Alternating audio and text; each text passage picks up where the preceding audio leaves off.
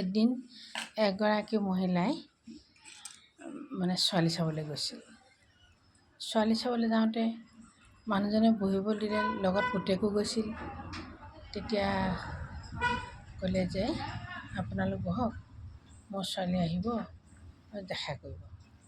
তেতিয়া মহিলাগৰাকীয়ে ক'লে যে আপোনাৰ ছোৱালীক মাতকচোন, আমি চাই যাওঁ। আপুনি কৈছে নহয় বৰ শান্ত সুশীল ছোৱালী, মোক তেনেকুৱা ছোৱালীয়ে লাগে। তেতিয়া মানুহজনে কৰিলে কি,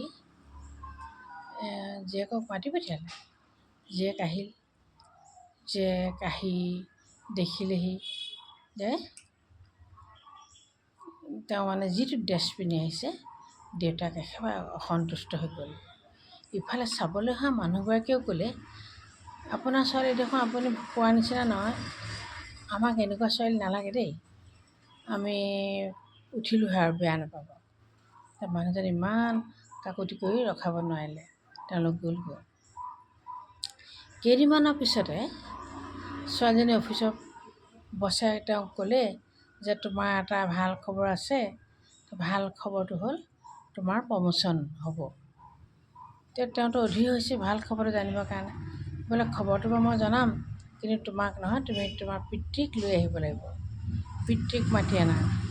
তাৰ ঘৰত গৈ ক'লেগৈ দেউতাকক যে কালি 11 বজাত ছাৰে মাতিছে, এটা মোৰ ভাল খবৰ আছে, মোৰ বোলে প্ৰমোশ্যন হৈছে, কিন্তু খবৰটো তোমাকহে দিব। দেউতাকক কয় যে তুমি ভাল কাপোৰ পিন্ধি যাবা।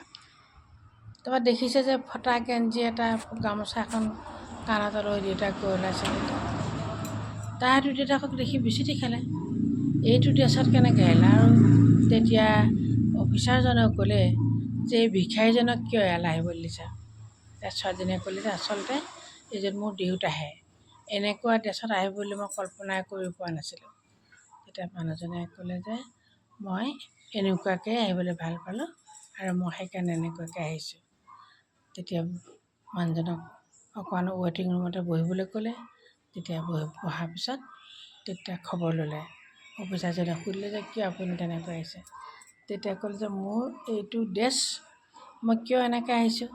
কেইদিনমান আগতে মোৰ ছোৱালীক চাবলৈ এঘৰ মানুহ আহিছিলে। ছোৱালীজনীয়ে মোক বহুত লাজত পেলালে। হাফ পেণ্ট এটা পিন্ধি ওলালে, হাফ স্পৰ্টিং এটা পিন্ধি ওলাইছে। মই জানো লাজ পোৱা নাই। ক'ত কি পোচাক পিন্ধিব লাগে সেই কথাটো মই তাইক জ্ঞান দিব নোৱাৰিলোঁ। আজি আপুনি মোক মাতিছে, মই এনেকৈ আহিছোঁ। তাই মোক কৈছিলে যে মোৰ যি ইচ্ছা মই তাকেই পিন্ধিম, আপোনালোকে মোৰ পিন্ধাৰ ক্ষেত্ৰত হকা বাধা কৰিব নোৱাৰে। আজিও মই তাকে কৈছোঁ, মোৰ যি ইচ্ছা মই তাকেই পিন্ধিছোঁ, মোৰ পিন্ধাৰ ক্ষেত্ৰত কোনো হকা বাধা কৰিব নোৱাৰে।